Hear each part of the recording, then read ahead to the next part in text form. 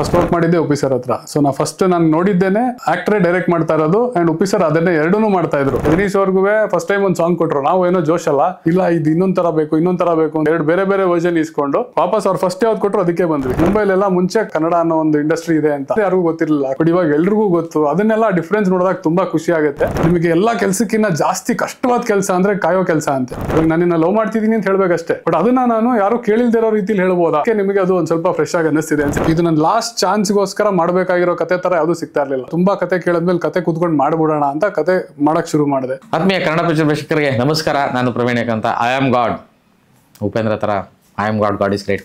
C I am god ಅನ್ನೋ ಪದ ಟೈಟ್ಲೇನೆ ಆ ವೈಬ್ರೆಂಟೇ ಬೇರೆ. ಸೊ ಆ ಥರದ್ದೊಂದು ಟೈಟ್ಲ್ ಇಟ್ಕೊಂಡು ಅಪ್ಪಟ ಪ್ರೀತಿಯ ಕತೆ ಈ ಜನ್ಜಿ ಟೈಮಲ್ಲಿ ಆ ಜನ್ಜಿ ಎದೆಗೆ ನಾಟೋ ಥರ ಅಥವಾ ಅದರ ಹಿಂದಿನ ಜನ್ರೇಷನ್ಗೂ ಅರ್ಥ ಆಗೋ ಥರ, ಅಂದರೆ ಕಾಡೋ ಥರ ಒಂದು ಕಂಟೆಂಟ್ ಬಂದಿದೆ. 7ನೇ ತಾರೀಕು ರಿಲೀಸ್ ಆಗ್ತಾಯಿದೆ.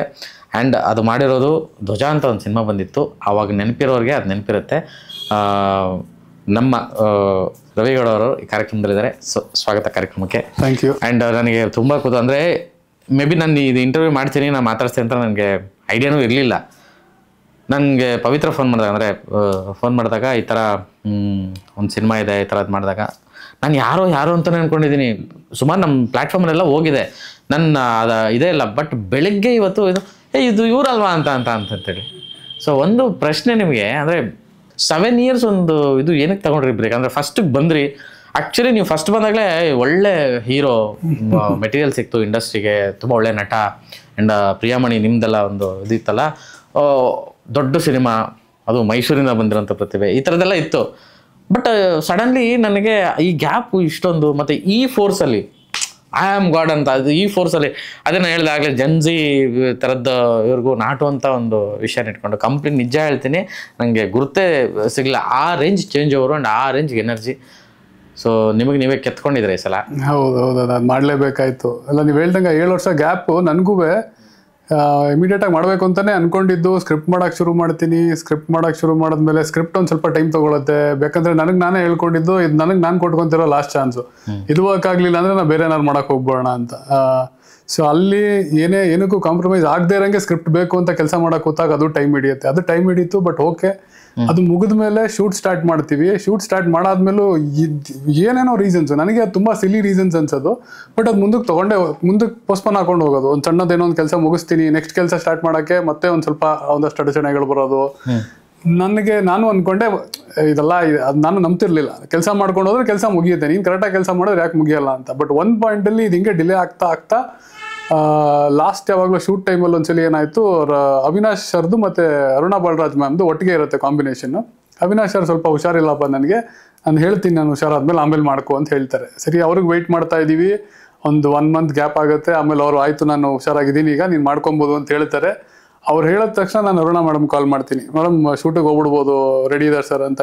ನಾನು ಅವಾಗಲೇ ಹೇಳಿದೆ ನಿಮಗೆ, ನಾನು ಮಗಳ ಮನೆ US ಬಂದ್ಬಿಟ್ಟಿದ್ದೀನಿ, 4 months ಬಿಟ್ಟು ಬರೋದು ನಾನು. ಅಲ್ಲಿ ನಾನು ಡಿಸೈಡ್ ಮಾಡಿಬಿಟ್ಟೆ, ನನ್ನ ಕೈಯಲ್ಲಿಲ್ಲ, ಏನೋ ಒಂದು ಎಳ್ಕೊಂಡು ಹೋಗ್ತಾ ಇದೆ, ಮುಂದಕ್ಕೆ ಹೋಗಲೇಬೇಕು ಅಂತ. ಮೇ ಬಿ ಇದು ಆಗೋ ಟೈಮಿಗೆ ಆಗೋದಿರಬೇಕು. ನನ್ನ ಕೆಲಸ ಏನು, ಬೆಳಗ್ಗೆ ಎದ್ದೇಳ್ತೀನಿ, ವರ್ಕೌಟ್ ಮಾಡ್ಕೊತೀನಿ, ನನ್ನ ಕೆಲಸ ಅವತ್ತು ಏನು ಮಾಡ್ಬೋದು ಅದು ಮುಗಿಸ್ಕೊಂಡು ನಾನು ಹೋಗ್ತೀನಿ, ಜಾಸ್ತಿ ಯೋಚನೆ ಮಾಡೋದು ಬೇಡ ಅಂತ ಸುಮ್ಮನೆ ಕೆಲಸ ಮಾಡ್ಕೊಂಡು ಹೋಗ್ತಿದ್ದೆ. ಅದು ಇಲ್ಲಿ ತನಕ ಕರ್ಕೊಂಬಂದು ನಿಲ್ಸಿದೆ. ಬಟ್ ಇಲ್ಲಿಗೆ ಬಂದ ಮೇಲೆ ಅನಿಸುತ್ತೆ ಕರೆಕ್ಟ್ ಟೈಮ್ಗೆ ಬರ್ತಾ ಇದ್ದೀನಿ ಆ್ಯಕ್ಚುಲಿ ಅಂತ. ಯಾಕಂದರೆ ನಿಮಗೆ ಸಿನಿಮಾ ನೋಡಿದಾಗ ಗೊತ್ತಾಗುತ್ತೆ, ಈ ಟೈಮಿಗೆ ಅದು ಅವಾಗ ಮಾಡ್ಕೊಂಡಿದ್ದು ಕತೆ ಆದರೂ ಈ ಟೈಮಿಗೆ ಸ್ವಲ್ಪ ರೆಲೆವೆಂಟಾಗಿ ತುಂಬ ಜಾಸ್ತಿನೇ ರೆಲೆವೆಂಟ್ ಆಗ್ಬಿಟ್ಟಿದೆ. ಇದು ಡಿಲೇ ಆಗಿರೋ ಟೈಮಿಗೆ ಒಂದಕ್ಕೆ. ಬಟ್ ಅದ್ರ ಜೊತೆಗೆ ಈ ಡಿಲೇನಲ್ಲಿ ತುಂಬ ಲೈಫ್ ಕಲಿತೆ ಅನ್ಬೋದು. ಆ ಡಿಲೇ ಆದಷ್ಟು ನಿಮಗೆ ಲೈಫ್ ಎಕ್ಸ್ಪೀರಿಯನ್ಸೇ ಬೇರೆ ಥರ ಕಾಣ್ಸುತ್ತೆ. ಆ್ಯಂಡ್ ಎಲ್ಲ ನಾನು ಎಲ್ಲೋ ಕೇಳಿದೆ, ನಿಮಗೆ ಎಲ್ಲ ಕೆಲಸಕ್ಕಿಂತ ಜಾಸ್ತಿ ಕಷ್ಟವಾದ ಕೆಲಸ ಅಂದರೆ ಕಾಯೋ ಕೆಲಸ ಅಂತೆ. ನೀವು ಏನೇ ಕೆಲಸ ಆದರೂ ಎಷ್ಟೇ ಕಷ್ಟ ಆದರೂ ಮಾಡ್ಬಿಡ್ಬೋದು, ಬಟ್ ಕೂತ್ಕೊಂಡು ಇದಾಗಲಿ ಅಂತ ಕಾಯೋದಿದೆಯಲ್ಲ, ಅದು ತುಂಬ ಹಿಂಸೆ ಕೆಲಸ ಅಂತೆ. ಸೊ ಅದನ್ನೂ ಒಂದು ಎಕ್ಸ್ಪೀರಿಯನ್ಸ್ ಆಗಿ ಇವಾಗ ಇಲ್ಲಿಗೆ ಬಂದು ನಿಂತಿದೆ. ಆ್ಯಂಡ್ ಒಳ್ಳೇದಕ್ಕೆ ಅಂತ ಅನ್ಕೊತೀನಿ ನಾನು. ಅಂದರೆ ನನಗೆ ಒಂದು ಸಿನಿಮಾ ಆದಮೇಲೆ ತುಂಬ ಆಪ್ಷನ್ಸ್ ಇತ್ತು ನಿಮಗೆ. ಬೇರೆ ಕತೆಗಳು ಕೇಳಿರ್ಬೋದು, ಬೇರೆ ಪ್ರೊಡ್ಯೂಸರ್ಸ್ಗೂ ಸಿಕ್ಕಿರ್ಬೋದು, ಅಥವಾ ಸಿನಿಮಾಗಳು ಮಾಡ್ಬೋದಿತ್ತು. ಯಾಕೆ ನಿಮಗೆ ನೀವೇ ಡೈರೆಕ್ಟ್ ಮಾಡ್ಕೊಳ್ಳೋಂಥದ್ದು, ನಿಮಗೆ ನೀವೇ ಬರ್ಕೊಳ್ಳೋವಂಥದ್ದು ಆಗಿದ್ದು ಅಂತ? ಅದೇ ಅವಾಗಲೇ ಹೇಳ್ದಂಗೆ, ನನಗೆ ಅದನ್ನು ಲಾಸ್ಟ್ ಚಾನ್ಸ್ ಅಂತ ಡಿಸೈಡ್ ಮಾಡ್ಕೊಂಡ್ಬಿಟ್ಟಿದ್ದು. ನಾನು ಕೊಡ್ಕೊತಿರೋ ಒಂದು ಲಾಸ್ಟ್ ಚಾನ್ಸು. ವರ್ಕ್ ಆದರೆ ಇದು ವರ್ಕ್ ಆಗಬೇಕು, ಇಲ್ಲ ಅಂದರೆ ನಾನು ಬೇರೆ ಏನಾದ್ರು ಮಾಡೋಕ್ಕೆ ಹೋಗೋಣ. ತುಂಬ ಟೈಮ್ ನಾನು ಸಿನಿಮಾ ಅಂತ ಎಲ್ಲನೂ ಬಿಟ್ಟು ಕಳೆದುಬಿಟ್ಟಿದ್ದೀನಿ. ಇಲ್ಲಿ ಬೇರೆ ಫ್ರೆಂಡ್ಸ್ ಇರ್ಬೋದು, ಇನ್ನೊಂದಿರ್ಬೋದು, ಎಲ್ಲ ಅವಾಯ್ಡ್ ಮಾಡಿ ನನಗಿಲ್ಲ ಈ ಸಿನಿಮಾ ಮಾಡಬೇಕು ಅಂತ ತುಂಬ ಟೈಮ್ ಈ ಕಡೆ ಕಳೆದಿದ್ದೀನಿ. So I had to take a call, ಇಲ್ಲೇ ಮುಂದುವರಿಬೇಕಾ ಅಥವಾ ಬೇರೆ ಏನಾದ್ರು ಮಾಡಬೇಕಾ ಅಂತ. ನನಗೆ ಇಷ್ಟು ವರ್ಷ ಟೈಮ್ ತೊಗೊಳತ್ತೆ ಏನು ಗೊತ್ತಿಲ್ಲ, ಬಟ್ ಅವಾಗ ನಾನು ಪ್ಲಾನ್ ಮಾಡಿದಾಗ ನಾನು ಅನ್ಕೊಂಡಿದ್ದು ನನಗೆ ಕೊಟ್ಕೊತಿರೋ ಒಂದು ಲಾಸ್ಟ್ ಚಾನ್ಸು, ನಾನೇ ಏನೇನಾಗುತ್ತೆ ಮಾಡೋಣ, ಕೊನೆಗೆ ಬ್ಲೇಮ್ ಮಾಡ್ಕೊಂಡ್ರೆ ಅದು ನಾನೇ ಆಗಿರಬೇಕು. ಮತ್ತೆ ನನಗಿದು ಮುಗಿದ ಮೇಲೆ ಅವರಿಂದ ಹಂಗಾಯ್ತು ಇನ್ನೊಂದು ಟ್ರೈ ಕೊಟ್ಬಿಡೋಣ ಅಂತ ಅನ್ನಿಸ್ಬಾರ್ದು. ಅದು ಹಂಗಂತ ಕತೆ ನಾನೇ ಮಾಡಿದ್ರೆ ಮಾತ್ರ ಚೆನ್ನಾಗಿ ಬರುತ್ತೆ ಅಂತಲೂ ಇಲ್ಲ. ನಾನು ಕತೆ ಕೇಳಿದೆ, ತುಂಬ ಕತೆಗಳು ಕೇಳಿದೆ, ಯಾವುದೂ ಕನ್ವಿನ್ಸ್ ಆಗ್ತಿರ್ಲಿಲ್ಲ. ಅಂದರೆ ನಾನು ಯಾವಾಗಲೂ ಹೇಳ್ದಂಗೆ ಇದು ನನ್ನ ಲಾಸ್ಟ್ ಚಾನ್ಸ್ಗೋಸ್ಕರ ಮಾಡಬೇಕಾಗಿರೋ ಕತೆ ಥರ ಯಾವುದೂ ಸಿಗ್ತಾ ಇರಲಿಲ್ಲ. ಸೊ ಕತೆ ಯಾವಾಗ ಕನ್ವಿನ್ಸ್ ಆಗ್ತಾ ಇರಲಿಲ್ಲ, ತುಂಬ ಕತೆ ಕೇಳಿದ್ಮೇಲೆ ಕತೆ ಕೂತ್ಕೊಂಡು ಮಾಡ್ಬಿಡೋಣ ಅಂತ ಕತೆ ಮಾಡೋಕ್ಕೆ ಶುರು ಮಾಡಿದೆ. ಕತೆ ಮಾಡಿ ಮುಗೀತು, ಮಾಡಾದ್ಮೇಲೆ ಫ್ರೆಂಡ್ ಕೇಳಿ ಡೈರೆಕ್ಟ್ ಮಾಡ್ಸೋಣ ಅನ್ನೋ ಪ್ಲ್ಯಾನ್ ಇತ್ತು. ಅದು ಏನಾಗುತ್ತೆ, ನಿಮಗೆ ನೀವು ಮಾಡಿರೋ ಕತೆಗೆ ನೀವು ಇನ್ನೊಬ್ರು ಕೊಟ್ಟು ಡೈರೆಕ್ಟ್ ಮಾಡಿಸ್ಬೇಕಾದ್ರೆ ನೀವು ಅಲ್ಲಿ ಇಲ್ಲ ಅಂದರೆ ಪರವಾಗಿಲ್ಲ, ನೀವು ಅಲ್ಲೇ ಕೂತಿದ್ದಾಗ ನೀವು ಏನು ಯೋಚಿಸ್ಕೊಂಡು ಬರ್ದಿರ್ತೀರಾ ಅದಕ್ಕೊಂದು ಚೂರು ಚೇಂಜ್ ಮಾಡಿ ಅವ್ರು ಏನಾರು ಮಾಡಿದ್ರು ನಿಮ್ಗೆ ಸುಮ್ಮನೆ ಕೊಡೋಕ್ಕಾಗಲ್ಲ. ನೀವು ಮಧ್ಯೆ ಹೋಗ್ತೀರಾ, ಈ ಥರ ಅಲ್ಲ ಆ ಥರ ಅಂತೀರಾ. ಇವಾಗ ಆರ್ಟಿಸ್ಟ್ಗೆ ಅವರು ಈ ಥರ ಎಕ್ಸ್ಪ್ರೆಷನ್ ಬೇಕು ಅಂದಿರ್ತಾರೆ ಡೈರೆಕ್ಟರ್. ಆಸ್ ಅ ಡೈರೆಕ್ಟರ್ ನಾನು ಅವ್ರು ಹೇಳಾದ್ಮೇಲೆ ಫಸ್ಟ್ ಟೇಕ್ ಆದ್ಮೇಲೆ ಸೆಕೆಂಡ್ ಟೇಕ್ ಹೋಗಿ ನಾನು ಅದನ್ನ ಕರೆಕ್ಷನ್ ಮಾಡ್ತೀನಿ, ಸುಮ್ಮನೆ ಕೂರೋಕ್ಕಾಗಲ್ಲ. ಇಲ್ಲ ಈ ಥರ ಅಲ್ಲ, ನಂಗೆ ಈ ಥರ ಬೇಕು ಅಂತ. ಅದು ಯಾರಿಗೂ ಚೆನ್ನಾಗಿ ಅನ್ಸಲ್ಲ. ಆಸ್ ಅ ಡೈರೆಕ್ಟರ್ ಅವ್ರಿಗೂ ಬೇಜಾರಾಗುತ್ತೆ, ಪದೇ ಇವನೇನು ಮಧ್ಯೆ ಬರ್ತೀಯಾನೆ ಅಂತ. ಆರ್ಟಿಸ್ಟ್ಗೂ ಡೈರೆಕ್ಟರ್ ಒಂದು ಹೇಳ್ತಾನೆ, ಇವನೊಂದು ಹೇಳ್ತಾನೆ ಅನ್ನೋದೆಲ್ಲ ಬರ್ಬೋದೇನೋ, ಆ್ಯಂಡ್ ಅದು ಸಿನಿಮಾಗೆ ಮತ್ತೆ ಎಫೆಕ್ಟ್ ಮಾಡುತ್ತೆ ಅನ್ನೋ ಒಂದೇ ಕಾರಣಕ್ಕೆ ಆ್ಯಕ್ಚುಲಿ ನನ್ನ ಫ್ರೆಂಡ್ ಹೇಳಿಬಿಟ್ಟಿದ್ದೆ ನೀವೇ ಡೈರೆಕ್ಟ್ ಮಾಡಿ ಅಂತ. ಅವ್ರಿಗೆ ಆಮೇಲೆ ಅವ್ರ ಹತ್ರ ಸಾರಿ ಕೇಳಿ ನನಗೆ ಯಾಕೋ ಇದು ವರ್ಕ್ ಆಗಲ್ಲ ಅನ್ನಿಸ್ತಿದೆ. ಕಂಪ್ಲೀಟಾಗಿ ನನ್ನ ತಲೆಯಲ್ಲಿರೋ ಅಷ್ಟು ಥಾಟ್ಸ್ನ ನಿಮ್ಮ ತಲೆಗೆ ಹಾಕೋದು ಕಷ್ಟ. ನಾನು ಏನೇ ಸ್ಕ್ರಿಪ್ಟಲ್ಲಿ ಇದ್ರು ಏನೇ ಬರ್ದಿದ್ರು ನನ್ನ ತಲೆಯಲ್ಲಿ ಏನೋ ಒಂದು ಇಮ್ಯಾಜಿನೇಷನ್ ಇರುತ್ತೆ, ಅದನ್ನು ನಿಮಗೆ ಕಂಪ್ಲೀಟಾಗಿ ಅರ್ಥ ಮಾಡ್ಸೋದು ಕಷ್ಟ ಆಗುತ್ತೆ ಅಂತ ಅವ್ರಿಗೂ ಸಾರಿ ಹೇಳಿ ಇದನ್ನೊಂದು ನಾನು ಮಾಡ್ಕೊಂಡ್ಬಿಡ್ತೀನಿ, RS ತೊಗೊಂಡ್ಬಿಡ್ತೀನಿ ಅಂತ ಹೇಳಿ ಅದನ್ನು ಮಾಡಬೇಕಾಗಿ ಬರುತ್ತೆ ಅಷ್ಟೇ. ಅಂದರೆ ನನಗೇನಂದರೆ ನಾನು ಟ್ರೈಲರ್ ನೋಡಿದಾಗ ಒಂದು ಟೈಟ್ಲ್ ಇಟ್ ಸೆಲ್ಫ್ ನಾನೇ ದೇವರು ಅಂತ ಹೇಳ್ಕೊಳ್ಳೋದು ಅಷ್ಟು ಇದು. ಆಮೇಲೆ ಅಂದರೆ ಈ ಥರ ತುಂಬ ವರ್ಕ್ ಆಗಿದೆ. ಯಾವಾಗ್ಲೂ ತದ್ವಿರುದ್ಧವಾಗಿ ಮಾಡಿರುವಂಥ ಕಾಂಟೆಂಟ್ಸು ಆ ಟೈಮಿಗೆ ತುಂಬ ದೊಡ್ಡದಾಗಿದೆ. ಅದು ಉಪ್ಪಿ ಸರ್ ದೊಡ್ಡ ಎಕ್ಸಾಂಪಲ್ ಅದಕ್ಕೆ. ಸೊ ಅದೊಂದು ಟೈಟ್ಲು ನಾನೇ ದೇವರು ಅಂತ ಅಂದ್ಕೊಳ್ಳೋದು ಮತ್ತು ನಿಮಗೆ ನೀವೇ ಬರ್ಕೊಳ್ಳೋದು ಅಂತಂದಾಗ ಚಾಲೆಂಜಿಂಗು. ಒಂದು ಪ್ರೆಸೆಂಟ್ ಏನು ನಡೀತಾ ಇದೆ ಅನ್ನೋದಕ್ಕೆ ಸಿಂಕ್ ಆಗಬೇಕು, ಇನ್ನೊಂದು ಫ್ಯೂಚರಿಸ್ಟಿಕ್ ಆಗಿ ಯಾವಾಗ ನೋಡಿದ್ರೂ ಅದು ವರ್ಕ್ ಆಗಬೇಕು ಅನ್ನೋ ಥರದ್ದು ಇರಬೇಕು. ಸೊ ಈ ಒಂದು ವಿಚಾರ ಬಂದಾಗ ಇವಾಗ ಟ್ರೈಲರ್ ನೋಡ್ತಾ ಇದ್ರೆ ನೀವು ಅವತ್ತು ಬರ್ದಿದ್ದ ಅಂತ ನನಗೆ ಫೀಲ್ ಆಗ್ತಿದೆ, ಇದು ಮೊನ್ನೇನೋ ಮಾಡ್ಕೊಂಡಿರ್ಬೇಕು ಅಂತ, ಅಷ್ಟು ಅಡ್ವಾನ್ಸ್ಡ್ ಆಗಿರೋವಂಥದ್ದು. ಸೊ ಈ ಒಂದು ವಿಷಯ ಹೇಗಾಯಿತು ಅಂತ. ಇಲ್ಲ, ಅವತ್ತು ನನಗೆ ಯೋಚನೆ ಮಾಡಿದಾಗ ನನಗೆ ಫಸ್ಟ್ ಸ್ಟಾರ್ಟ್ ಮಾಡಿದಾಗ ಬರೆಯೋಕ್ಕೆ ಅಂತ ಲವ್ ಸ್ಟೋರಿ ಬೇಕಿತ್ತು, ಒಂದು ಲವ್ ಸ್ಟೋರಿ ಮಾಡೋಣ ಅಂತ. ಆ್ಯಂಡ್ ನಿಮ್ಗೆ ಯಾಕಂದರೆ ಲವ್ ಸ್ಟೋರಿ ವರ್ಕ್ ಆಗಿಬಿಟ್ರೆ ನಿಮಗೆ ಅದು ನಿಮಗೆ ಕೊಡಿಸೋ ರೀಚೇ ಬೇರೆ. ಸೊ ಲವ್ ಸ್ಟೋರಿನೇ ಬೇಕು ಅಂತ ಯೋಚನೆ ಮಾಡಿದೆ. ಅದ್ರ ಜೊತೆಗೆ ನನಗೆ ನನ್ನ ಮೇಲೆ ಒಂದು ಸಣ್ಣ ಡೌಟ್ ಇತ್ತು. ನಿಜವಾಗ್ಲೂ ನಾನು ಒಳ್ಳೆ ಚೆನ್ನಾಗಿ ಬರೀಬೋದು, ಯಾಕಂದರೆ ನನಗೆ ಪ್ರೂವ್ ಮಾಡ್ಕೊಂಡಿಲ್ಲ ಇನ್ನು, ನನಗೂ ಪ್ರೂವ್ ಮಾಡ್ಕೊಬೇಕಿತ್ತು. ಆ ಡೌಟ್ ಏನು ಮಾಡ್ತು ನನಗೆ, ಅಪ್ಪಿ ಏನಾದರೂ ಒಂದು ಸ್ವಲ್ಪ ನಾನು ಬರೀತಿರೋ ಲವ್ ಸ್ಟೋರಿಲಿ ಒಂಚೂರು ಏನೋ ಬೋರ್ ಹೊಡಿತಾ ಇದೆ ಆಡಿಯನ್ಸ್ಗೆ. ನನಗೆ ಚೆನ್ನಾಗಿದೆ ಅನ್ಸ್ಬಿಡುತ್ತೆ, ಯಾರೇ ಬರೋದ್ರು ಅವ್ರ ಕತೆ ಅವ್ರಿಗೆ ಚೆನ್ನಾಗಿದೆ ಅನ್ಸ್ಬಿಡುತ್ತೆ.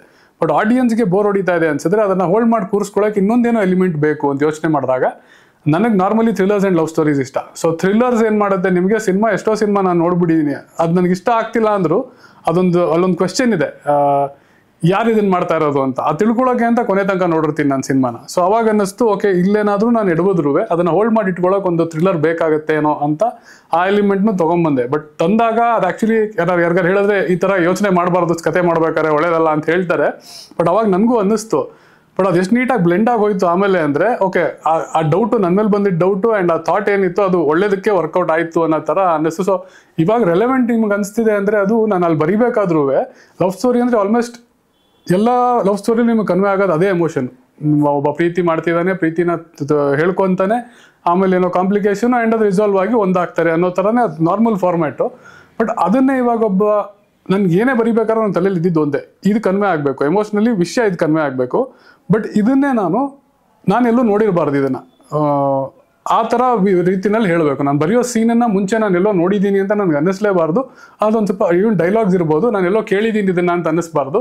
ಇವಾಗ ನಾನಿನ್ನ ಲವ್ ಮಾಡ್ತಿದ್ದೀನಿ ಅಂತ ಹೇಳಬೇಕಷ್ಟೇ, ಬಟ್ ಅದನ್ನು ನಾನು ಯಾರು ಕೇಳಿಲ್ದಿರೋ ರೀತಿಲಿ ಹೇಳ್ಬೋದಾ ಅಂತ ಮಾಡ್ಕೊಂಡು ಹೋಗಿರೋದು. ಅದಕ್ಕೆ ನಿಮಗೆ ಅದು ಒಂದು ಸ್ವಲ್ಪ ಫ್ರೆಶ್ ಆಗಿ ಅನ್ನಿಸ್ತಿದೆ ಅನ್ಸುತ್ತೆ. ಎಲ್ಲೂ ನೋಡಿಲ್ವಲ್ಲ, ಅದಕ್ಕೆ ಏನಾದ್ರು ರಿಪೀಟ್ ಮಾಡಿದರೆ ಡೈಲಾಗ್ಸ್ ಇರ್ಬೋದು ಅಥವಾ ಸೀನ್ಸ್ ಇರ್ಬೋದು, ನಿಮಗೆ ಅದು ಹಳೇದು ಅನ್ನಿಸ್ತಿತ್ತೇನೋ.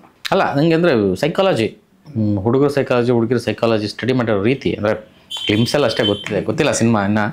ಆ ಗ್ಲಿಮ್ಸಲ್ಲೇ ನಿಮ್ಮ ಸೈಕಾಲಜಿಕಲ್ ಸ್ಟಡಿ ತುಂಬ ಚೆನ್ನಾಗಿದೆ. ಥ್ಯಾಂಕ್ ಯು ನಿಮ್ಗೆ ಅಷ್ಟರಲ್ಲಿ ನಂಗೆ ಅನಿಸುತ್ತೆ ಅಂದರೆ ನಿಮಗೆ ಸಿನಿಮಾ ಇನ್ನೂ ಇಷ್ಟ ಆಗುತ್ತೆ ಅಂತ ನನಗನ್ಸುತ್ತೆ. ಅಂದರೆ ನಾನು ಆವಾಗಲೇ ಅದೇ ಹೇಳಿದೆ, ಅಂದರೆ ತುಂಬ ಈ ಥರದ್ದು ಈ ನೇರವಾಗಿ ಹೇಳೋದನ್ನೇ ಸ್ವಲ್ಪ ಉಲ್ಟಾ ನೇರವಾಗಿ ಮಚ್ಚಲ್ಲಿ ಹೊಡೆಯೋದಕ್ಕೂ ಉಲ್ಟಾ ಮಚ್ಚಲ್ಲಿ ಹೊಡೆಯೋದಕ್ಕೂ ವ್ಯತ್ಯಾಸ ಇದೆಯಲ್ಲ. ಬಟ್ ಆ ಥರದ ಆ ಫೀಲ್ ಆಗ್ತಾ ಇದೆ ನನಗೆ. ತುಂಬ ನೇರವಾಗಿ ಹೊಡೆಯೋ ಥರದ್ದಂತ ಅನಿಸ್ತದೆ. ಈಗ ಲೈಕ್ ಅರ್ಜುನ್ ರೆಡ್ಡಿ ಈ ಥರದ್ದೊಂದಷ್ಟು ಸಿನಿಮಾಗಳು ಬಂತಲ್ಲ, ಸೊ ಆ ಥರದ್ದೊಂದು ಟ್ರೀಟ್ಮೆಂಟು ಇಲ್ಲಿ ಕಾಣಿಸ್ತಾ ಇದೆ ಅಂತ. ಅಂದರೆ ಎಷ್ಟು ಲವ್ವಬಲ್ ಆಗಿ ಒಂದು ನೀನು ಇಲ್ಲದೆ ಇರೋದಕ್ಕೆ ಆಗಲ್ಲ ಅನ್ನೋ ಥರದ್ದೊಂದು ಇಂಟೆನ್ಸ್ ಲವ್ ಹೋಗುತ್ತೋ, ಅಟ್ ದ ಸೇಮ್ ವೇ ಆ ಕಲ್ಟು ಆ ಟ್ರೀಟ್ಮೆಂಟು ಕಾಣಿಸ್ತಾ ಇದೆ ಆ ವಿಚಾರಕ್ಕೆ. ಅದು ನನಗೆ ಬ್ಲೆಂಡ್ ಮಾಡಬೇಕು ಅಂತ ಬಂದಿದ್ದ ಕಾರಣನೇ ನನ್ನ ಮೇಲೆ ಇದ್ದಿದ್ದ ಡೌಟಿಗೆ ನಾನು ಆಗಲೇ ಹೇಳ್ದಂಗೆ ಆ ಲವ್ ಸ್ಟೋರಿ ನಾನು ನಿಜವಾಗ್ಲೂ ಅಷ್ಟು ಚೆನ್ನಾಗಿ ಮಾಡ್ಬೋದು. ಯಾಕಂದರೆ ಸಾವಿರಾರು ಲವ್ ಸ್ಟೋರಿ ಬರುತ್ತೆ ಆ್ಯಂಡ್ ಅಷ್ಟು ಲವ್ ಸ್ಟೋರಿನ ಬರೆಯೋರು ಓಕೆ ನನ್ನ ಲವ್ ಸ್ಟೋರಿ ಸೂಪರ್ ಅಂದ್ಕೊಂಡೇ ಬರ್ದಿರ್ತಾರೆ. ನನಗೂ ಹಂಗೆ ಅನ್ನಿಸ್ಬೋದು ನಾ ಬರಿಬೇಕಾದ್ರೆ. ಬಟ್ ಅದು ನಿಜವಾಗ್ಲೂ ನಾನು ಅಂದ್ಕೊಂಡಷ್ಟು ಚೆನ್ನಾಗಿಲ್ಲ ಅಂದರೆ ಹೋಲ್ಡ್ ಮಾಡೋದು ಹೇಗೆ ಅಂತ ಬಂದಾಗ ಈ ಆ್ಯಂಗಲ್ ಬರುತ್ತೆ ಥ್ರಿಲ್ಲರ್ ಪೋರ್ಷನ್ನು. ಆ್ಯಂಡ್ ಎರಡಕ್ಕೂ ಅದು ಸುಮ್ಮನೆ ಇದಕ್ಕೆ ಬೋರ್ ಹೊಡಿತಾ ಇದೆ ಅಂತ ಏನೋ ಒಂದು ಇರಲಿ ಅಂತ ಅದನ್ನು ತಂದುಬಿಟ್ರೆ ಅದಕ್ಕೆ ಬೆಲೆ ಇರಲ್ಲ, ನಿಮಗೆ ಅದು ಇನ್ನೂ ಬೋರ್ ಹೊಡಿಸ್ಬಿಡುತ್ತೆ. ಸೊ ಅದನ್ನು ಅಷ್ಟೇ ಡೆಪ್ತಲ್ಲಿ ಅದ್ರ ಮೇಲೂ ವರ್ಕ್ ಮಾಡಿ ಎರಡನ್ನೂ ಹೆಂಗೆ ಬ್ಲೆಂಡ್ ಮಾಡ್ಬೋದು ಅಂತ ಮಾಡಿದ್ದಕ್ಕೆ ನಿಮ್ಗೆ ಎರಡು ಅಷ್ಟೇ ಸ್ಟ್ರಾಂಗ್ ಆಗಿ ಎವಿಡೆಂಟ್ ಆಗಿ ಕಾಣ್ತಾ ಇದೆ.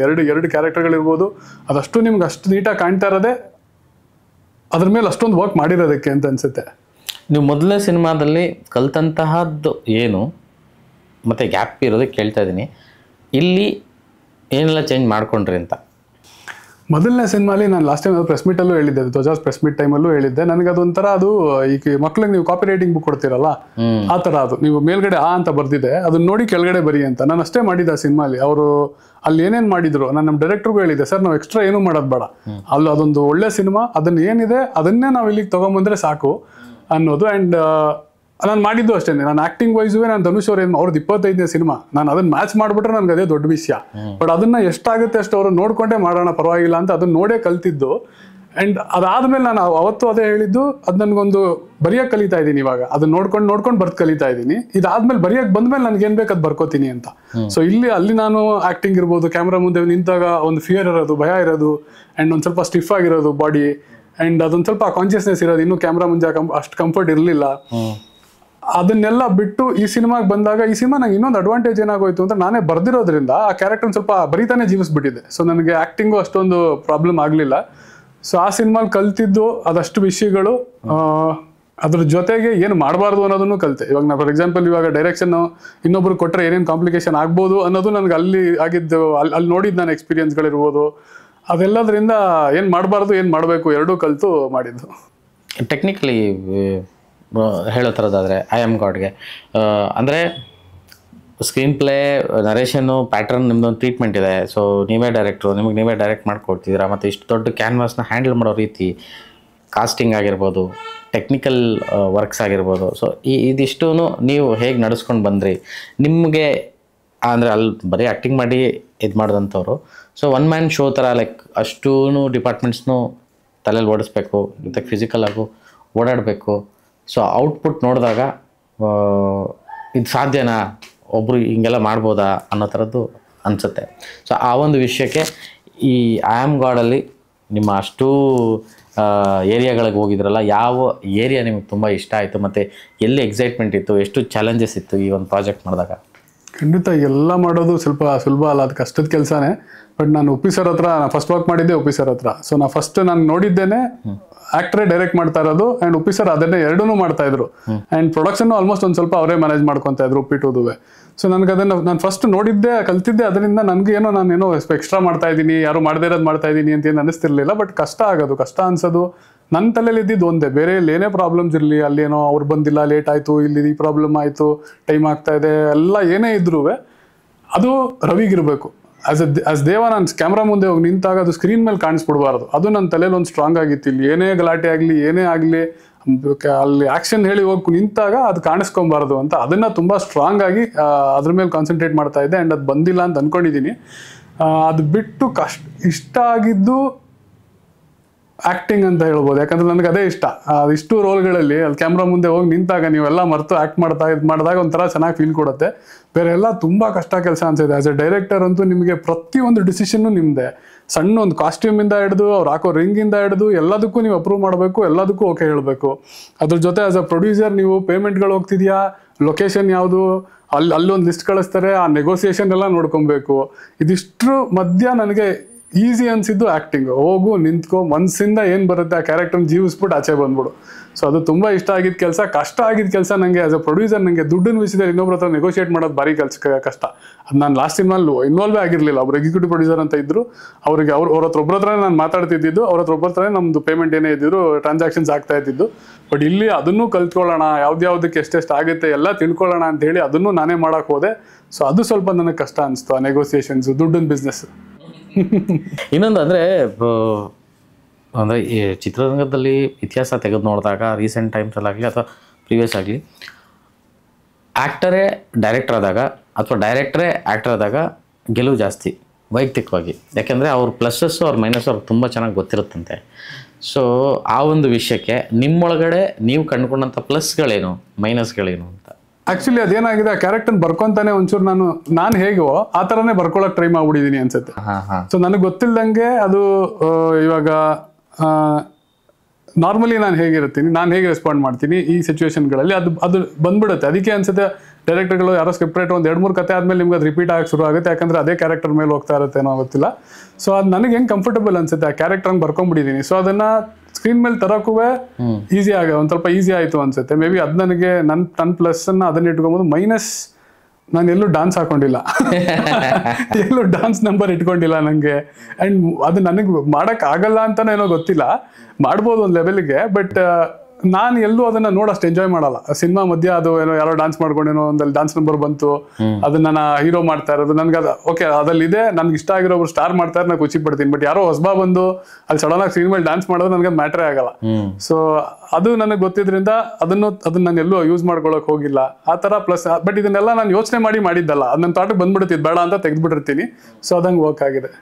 ಆ್ಯಂಡ್ ನಿಮ್ಮ ಸಿನಿಮಾ ಟೆಕ್ನಿಕಲ್ ವಿಷಯಕ್ಕೆ ಬರೋದ್ರದಾದರೆ ನಿಮ್ಮ ಟೆಕ್ನಿಕಲ್ ಟೀಮ್ ಬಗ್ಗೆ ಹೇಳೋದಾದ್ರೆ? ನನಗೆ ಟೆಕ್ನಿಕಲಿ ಐ ಡೆಫಿನೆಟ್ಲಿ ಸೇ ನಾನು ಅಷ್ಟು ಸ್ಟ್ರಾಂಗ್ ಇಲ್ಲ. ಯಾಕಂದರೆ ನಾನು ಸಿನಿಮಾ ಮಾಡಬೇಕು ಅಂತ ಚಿಕ್ಕ ವಯಸ್ಸಿಂದ ಕನಸಿದ್ದಾಗಲಿ ಇನ್ನೊಂದು ಯೋಚನೆಲಾಗಲಿ ಇದ್ದಿದ್ದಲ್ಲ. ಹಂಗಿದ್ದಿದ್ರೆ ಮೋಸ್ಟ್ಲಿ ಎಲ್ಲ ಅಬ್ಸರ್ವ್ ಮಾಡ್ಬಿಡ್ತಿದ್ದೆ ನಾವು ಸಿನಿಮಾ ಬಗ್ಗೆ. ಸಿನಿಮಾ ನಾವು ಬರೀ ಒಂದು ಸಿನಿಮಾ ಥರ ನೋಡ್ತಾ ಇದ್ದೆ. ಆ್ಯಂಡ್ ನನಗೆ ಆ ಸಿನಿಮಾಲಿ ಕಾಣಿಸ್ತಾ ಇದ್ದಿದ್ದು ಬರೀ ಆ ಕ್ಯಾರೆಕ್ಟರ್ಗಳು, ಆ ಕ್ಯಾರೆಕ್ಟರ್ ಒಳಗಡೆಯಿಂದ ನಡೀತಿರೋ ಎಮೋಷನ್ಸು, ಅದನ್ನ ಮಾತ್ರ ನಾನು ಫೀಲ್ ಮಾಡ್ಕೊತಿದ್ದೆ. ಸೊ ನನಗೆ ಬೇರೆ ಆಸ್ಪೆಕ್ಟ್ಸ್ ಎಲ್ಲ ವರ್ಕ್ ಆಗಿದೆ ಅಂತ ಗೊತ್ತೇ ಆಗ್ತಿರ್ಲಿಲ್ಲ. ಅಲ್ಲಿ ಸೌಂಡ್ ವರ್ಕ್ ಆಗ್ತಿದೆ, ಆ ಲೈಟಿಂಗ್ ಮೂಡ್ ವರ್ಕ್ ಆಗ್ತಿದೆ, ಅಥವಾ ಶಾರ್ಟ್ ಇಟ್ಟಿರೋ ಸ್ಟೈಲ್ ವರ್ಕ್ ಆಗ್ತಿದೆ, ಅದೆಲ್ಲ ನನಗೆ ಐಡಿಯಾನೇ ಇರಲಿಲ್ಲ. ನಾವು ಅಬ್ಸರ್ವೇ ಮಾಡ್ತಾ ಇರಲಿಲ್ಲ.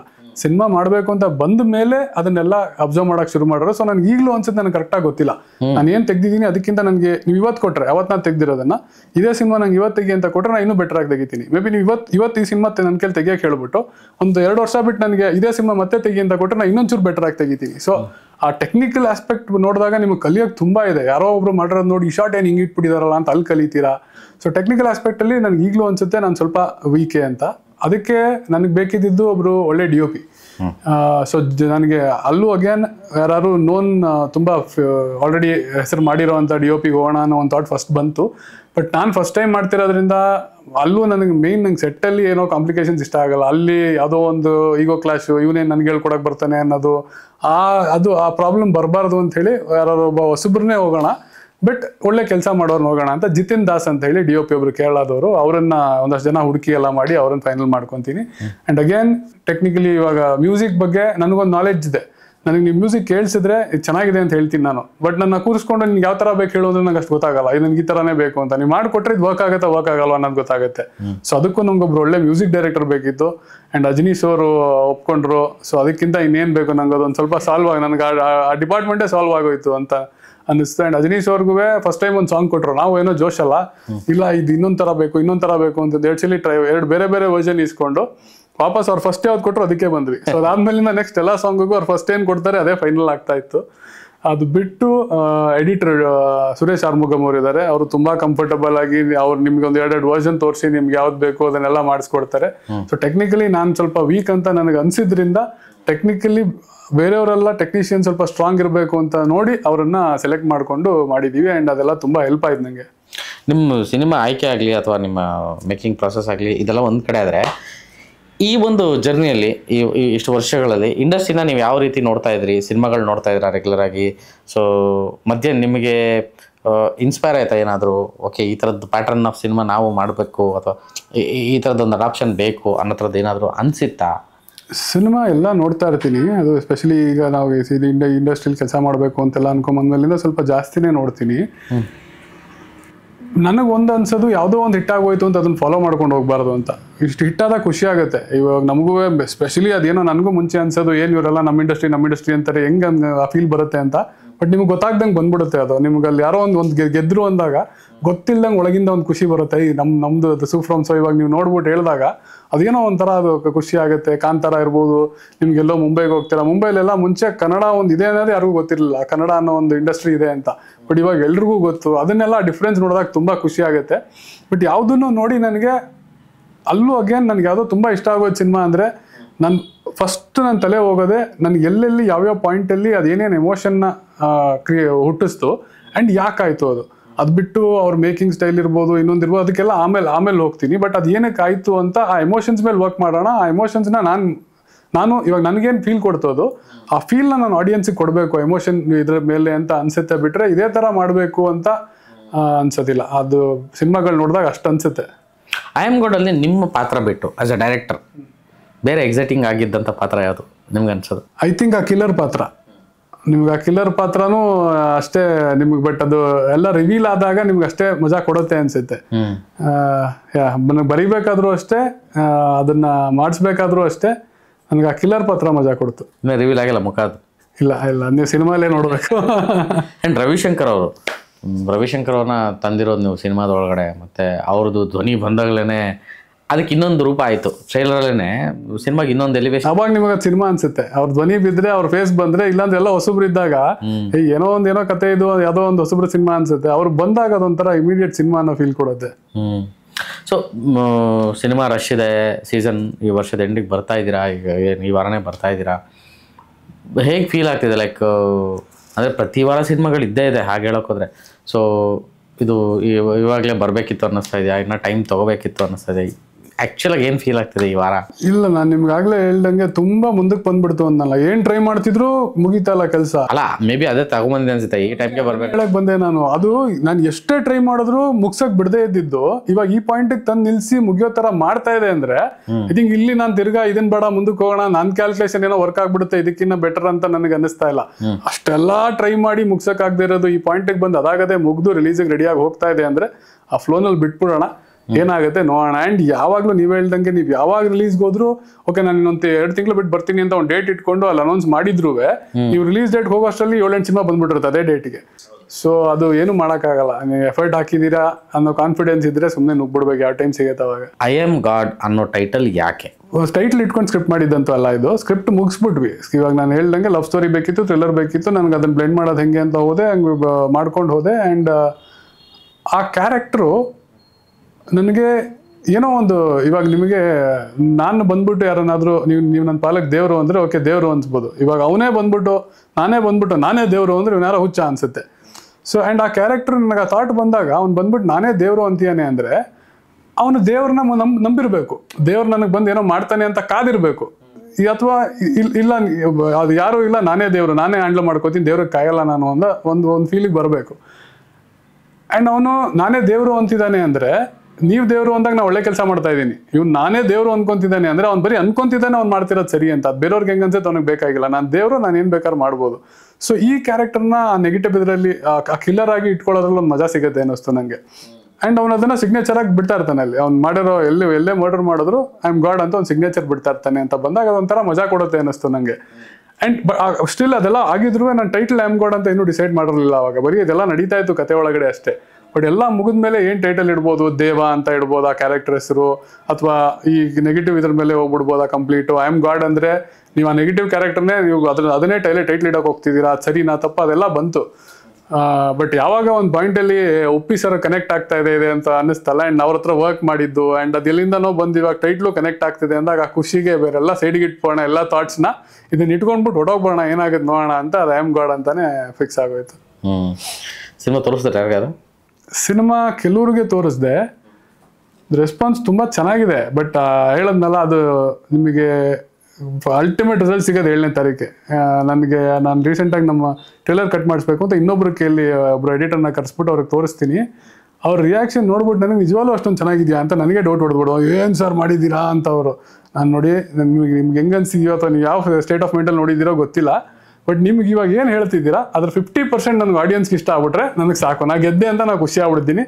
ಇಲ್ಲ ಸರ್ ಚೆನ್ನಾಗಿದೆ, ತುಂಬ ಚೆನ್ನಾಗಿದೆ ಅಂದರು. ಬಟ್ ಕೆಲವು ಸಲ ನೀವು ಅದನ್ನ ಆ ಜಡ್ಜ್ಮೆಂಟ್ಗಳು ಇಟ್ಕೊಳಕ್ಕೆ ಆಗಲ್ಲ. ಅದು ಏನೇ ಇದ್ರು ಇಲ್ಲಿ ಏನೇ, ಯಾಕಂದ್ರೆ ಎಲ್ಲರೂ ನಾನು ನೋಡ್ತೀನಲ್ಲ, ಆ ಸಿನಿಮಾ ಎಂಡ್ ಟೈಮ್ಗೆ ಅಷ್ಟೇ ಕಾನ್ಫಿಡೆನ್ಸಲ್ಲಿ ಇರ್ತಾರೆ, ಅಷ್ಟೇ ಏನೋ ಮಾಡಿದೀವಿ ನಾನು ಅನ್ನೋದಿರುತ್ತೆ. ನನಗೆ ಆ ಕಾನ್ಫಿಡೆನ್ಸ್ ಬಂದಾಗಲೂ ನನ್ಗೆ ಅನ್ಸೋದು ಅವ್ರಿಗೆಲ್ಲ ಅನ್ಸಿದ್ದೆ ನನಗೂ ಅನ್ನಿಸ್ತಿರ್ಬೋದು, ನಾನು ಇವಾಗ ಆ ಸ್ಟೇಜಲ್ಲಿ ಇದ್ದೀನಿ, ಏನೋ ಆಗಿದೆ ಅಂತ ಅನ್ನಿಸ್ತಿರ್ಬೋದು ಅಂತ. ಬಟ್ ಅಲ್ಟಿಮೇಟ್ ರಿಸಲ್ಟ್ ರಿಲೀಸ್ ಆದಮೇಲೆ ಗೊತ್ತಾಗೋದು, ಕಾಯ್ತಾ ಇದ್ದೀನಿ. ಇಲ್ಲ ಆಗುತ್ತೆ.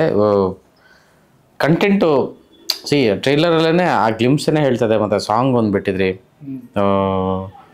ಆ ಎಸೆನ್ಸ್ ಕಾಣುತ್ತಾ ಇದೆ ಕಂಟೆಂಟಲ್ಲಿ.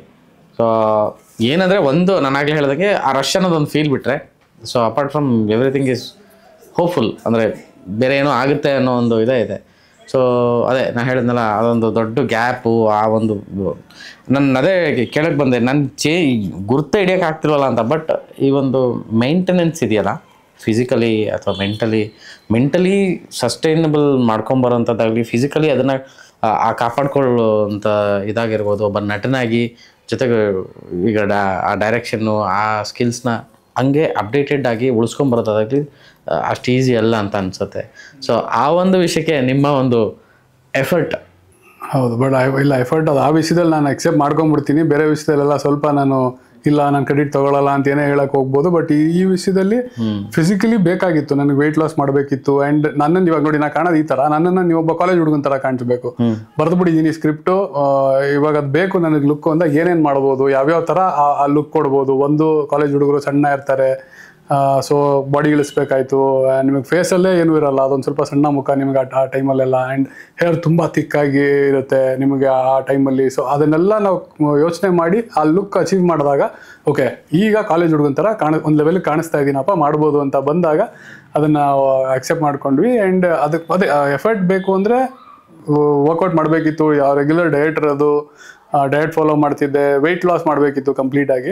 ಆ್ಯಂಡ್ ಅದಕ್ಕೂ ಮುಂಚೆ ಒಂದು ಸ್ವಲ್ಪ ಬಾಡಿ ಬಿಲ್ಡ್ ಮಾಡ್ಕೊಂಡ್ಬಿಟ್ಟಿದ್ದೆ ನಾನು, ಈ ಶೂಟ್ ಎಲ್ಲ ಪ್ಲ್ಯಾನ್ ಮಾಡೋಕ್ಕೂ ಮುಂಚೆ. ಮತ್ತು ಅದನ್ನೆಲ್ಲ ಇಳಿಸಿ ಎಲ್ಲ ತೆಗೆದು ಬಾಡಿನ ಲೀನ್ ಮಾಡಿಕೊಂಡು ಫಿಸಿಕಲಿ ಬೇಕಾಗಿತ್ತು. ಬಟ್ ಮೆಂಟಲಿ ನನಗೆ ಅಷ್ಟೇ ತೊಂದರೆ ಆಗಲಿಲ್ಲ, ನಾನೇ ಬರೆದಿದ್ರಿಂದ ಅದು ಒಂದು ಸ್ವಲ್ಪ ಕ್ಯಾರೆಕ್ಟರ್ ಮುಂಚೆನೇ ಅಷ್ಟು ನೀಟಾಗಿ ಕೂತ್ಬಿಟ್ಟಿತ್ತು. ಸೊ ಅದು ಅಷ್ಟೊಂದು ಹಿಂಸೆ ಆಗಲಿಲ್ಲ. ನನ್ನ ಕಡೆಯಿಂದ ನಿಮ್ಗಳಿಗೆಲ್ಲ ಒಂದೇ ವಿನಂತಿ, ಬಂದು ಅವತ್ತೇ ಸಿನಿಮಾ ನೋಡಿ ಅಂತೆಲ್ಲ ನಾನು ಕೇಳಲ್ಲ. ಯಾಕಂದರೆ ನಾನು ಹೊಸಬ್ರು ಸಿನಿಮಾ ಅಂದರೆ ಯಾರು ಚೆನ್ನಾಗಿದೆ ಅಂದರೆ ಮಾತ್ರ ಹೋಗೋದು. ಬಟ್ ಎಲ್ರಿಗೂ ಫಸ್ಟ್ ಡೇ ಹೋಗುವಂಥ ಒಂದಷ್ಟು ಒಬ್ಬೊಬ್ಬರಾರು ಫ್ರೆಂಡ್ ಇದ್ದೇ ಇರ್ತಾರೆ, ನನಗೂ ಕೆಲವ್ರಿಗೆ ಪರಿಚಯ ಇದ್ದಾರೆ. ಫಸ್ಟ್ ಡೇ ಕನ್ನಡ ಒಂದು ಸಿನಿಮಾ ಫ್ರೈಡೇ ನೋಡಲೇಬೇಕು ಅಂತ, ಅವ್ರುಗಳಿಗೊಂದು ಕಾಲ್ ಮಾಡಿ ಸಿನಿಮಾ ಹೇಗಿದೆ ಅಂತ ತಿಳ್ಕೊಳ್ಳಿ. ನನ್ನ ಕಡೆಯಿಂದ ಅಷ್ಟೇ ರಿಕ್ವೆಸ್ಟು, ನೀವು ಫಸ್ಟ್ ಡೇ ಬಂದು ನೋಡಿ ಅಂತ ಹೇಳಲ್ಲ, ಬಟ್ ಕಾಲ್ ಮಾಡಿ ಮರೀದೆ 7ನೇ ತಾರೀಕು ಆ ಫ್ರೆಂಡಿಗೆ ನೋಡ್ದ ಆ ಸಿನಿಮಾ ಹೇಗಿದೆ ಅಂತ ಕೇಳಿ. ನೀವು ಕೇಳೋ ಕ್ವಶನ್ಗೆ ಅವ್ನು ನೋಡಿಲ್ಲ ಅಂದ್ರೆ ಅವ್ನಿಗೂ ನೋಡಬೇಕು ಅನಿಸುತ್ತೆ. ಆ್ಯಂಡ್ ಅಲ್ಲಿಂದ ಬರೋ ರಿವ್ಯೂ ಇಂದ ನಿಮಗೂ ನೋಡಬೇಕು ಅನ್ಸಿದ್ರೆ, ಅವ್ರ ರಿವ್ಯೂ ಚೆನ್ನಾಗಿ ಬಂದರೆ ದಯವಿಟ್ಟು ಬಂದು ಸಿನಿಮಾ ನೋಡಿ ಅಂತ ಕೇಳ್ಕೊತೀನಿ. Thank you. ಫಸ್ಟ್ ಟೈಮ್ ಈ ಥರ ಒಬ್ಬರು ಈ ಥರದ್ದು ಅಪ್ರೋಚ್ ಕೊಟ್ಟರು. ಸೊ ಫೈನಲಿ 7ನೇ ತಾರೀಕು ಬರ್ತಾ ಇದ್ದೀರಾ, ತುಂಬ ವಿಷಯಗಳು ಹೇಳಿದಿರಿ. ಮೇ ಬಿ ಸಿನಿಮಾ ನೋಡಿದ್ಮೇಲೆ ಮಾತಾಡೋಕ್ಕೆ ತುಂಬ ವಿಷಯ ಇರುತ್ತೆ ಅಂತ ಅನಿಸುತ್ತೆ. ಒಂದಷ್ಟು ಅದೇ ಬಿಟ್ಕೊಡೋಕ್ಕಾಗಲ್ಲ, ಅದು ಹಂಗೆ ಇದೆ ಕಂಟೆಂಟು. ಆ್ಯಂಡ್ ಒಟ್ಟಲ್ಲಿ ಪ್ರಾಮಿಸಿಂಗ್ ಅಂತೂ ಕಾಣಿಸ್ತಾ ಇದ್ದೀರಾ, ಒಳ್ಳೇದಾಗಲಿ. 7ನೇ ತಾರೀಕು ಸಿನಿಮಾ ನೋಡಿ ಮತ್ತೆ ಮಾತಾಡೋಣ. ಖಂಡಿತ ಮಾತಾಡೋಣ, ತುಂಬ ಇರುತ್ತೆ ಮಾತಾಡೋಕೆ ಅನ್ಸುತ್ತೆ ಸಿನಿಮಾ ನೋಡಿದ್ಮೇಲೆ. ಕ್ಯಾಪ್ ಅನ್ನೋದಕ್ಕಿಂತ ಹೆಚ್ಚಾಗಿ ಆ ಕ್ರಾಫ್ಟ್ಗೆ ನೀವು ಕೊಟ್ಟಿರೋ ಟೈಮು, ಅದು ತೊಗೊಂಡಿರೋ ಟೈಮು, ಅದೆರಡೂ ಕೂಡ ತುಂಬ ಚೆನ್ನಾಗಿ ರಿಫ್ಲೆಕ್ಟ್ ಆಗ್ತಾ ಇದೆ. ಆಗಲಿ, ಒಳ್ಳೇದಾಗಲಿ 7ನೇ ತಾರೀಕಿಗೆ. ಸೊ ಸಿನಿಮಾ ನೋಡಿ ಮತ್ತೆ ಮಾತಾಡೋಣ. ಆಡಿಯನ್ಸು ನನ್ನ ಪ್ರಕಾರ ಈ ಮಾತುಕತೆ ಕೇಳಿದಾಗ ನಿಮ್ಗೆ ಅನಿಸಿರುತ್ತೆ ಏನು ಎತ್ತ ಅಂತ ಹೇಳಿ. ಮತ್ತು ರವಿ ಗೌಡ್ರ ಬಗ್ಗೆ ಹೇಳಬೇಕು ಅಂದರೆ, ಅವರು ಮೊದಲನೇ ಸಿನಿಮಾ ತುಂಬ ಫೋರ್ಸ್ ಆಗಿ ಇಂಡಸ್ಟ್ರಿಗೆ ಬಂದಂಥ ಒಬ್ಬ ನಟ ನಾನು ಕಂಡಂಗೆ. ಅದಾದಮೇಲೆ ಅದೇ ನನಗೆ ನನ್ನ ನಿಜವಾಗ್ಲೂ ಸರ್ಪ್ರೈಸ್ ಅಂದರೆ ಮತ್ತೆ ವಾಪಸ್ ಬಂದು ಇವಾಗ ನಿಮಗೆ ನೀವೇ ಡೈರೆಕ್ಟ್ ಮಾಡಿಕೊಂಡು ಈ ಥರ ಸಿನಿಮಾ ಮಾಡಿರೋದು ತುಂಬ ಪ್ರಾಮಿಸಿಂಗ್ ಆಗಿದೆ. ಎಸ್ಪೆಷಲಿ ಉಪ್ಪಿ ಸರ್ ಫ್ಯಾನ್ಸ್ಗೆ ಆಲ್ರೆಡಿ ತಾಗಿರುತ್ತೆ ಈ ಕಂಟೆಂಟು. ಸೊ ಅವರು ಜೊತೆಗೆ ಕೆಲಸ ಮಾಡ್ತಿರೋರಾಗಿರೋದ್ರಿಂದ ಮೇ ಬಿ ಆ ಥರದ್ದೇನೋ ಒಂದು ವೈಬು ಈ ಸಿನಿಮಾದಲ್ಲಿ ಇದ್ದೇ ಇರುತ್ತೆ. ಅದು ಆ ವೈಬು ನಿಮಗೆಲ್ಲ ತಾಗುತ್ತೆ ಅನ್ನೋದು ನನ್ನ ಅಭಿಪ್ರಾಯ ಕೂಡ. ಸೊ 7ನೇ ತಾರೀಕು ಸಿನಿಮಾ ಬರ್ತಾಯಿದೆ, ಐ ಆಮ್ ಗಾಡ್. ಮಿಸ್ ಮಾಡಿದೆ, ಥಿಯೇಟ್ರಿಗೆ ಬಂದು ಸಿನಿಮಾ ನೋಡಿ. OTTವರೆಗೂ ಕಾಯಬೇಡಿ. ಥಿಯೇಟ್ರಿಕಲ್ಲಿ ಇದು ಬೇರೆದೇ ಎಕ್ಸ್ಪೀರಿಯನ್ಸ್ ಕೊಡೋ ಥರ ಇದೆ. ಆ ಥ್ರಿಲ್ಲಿಂಗ್, ಆ ಎಕ್ಸೈಟಿಂಗ್ ಸೀಟ್ ಎಡ್ಜು ಫೀಲಿಂಗು ಟ್ರೈಲರಲ್ಲೇ ಕಾಣಿಸ್ತಾ ಇದೆ. ಸೊ ಆ ಥರದೊಂದು ಮಜಾ, ಆ ಥರದೊಂದು ಥ್ರಿಲ್ಲಿಗೆ ನೀವು ಮಿಸ್ ಮಾಡಿದೆ ಐ ಆಮ್ ಗಾಡ್ ಸಿನಿಮಾನ ನೋಡಿ ಅಂತ ಹೇಳ್ತಾ ನಮಸ್ಕಾರ.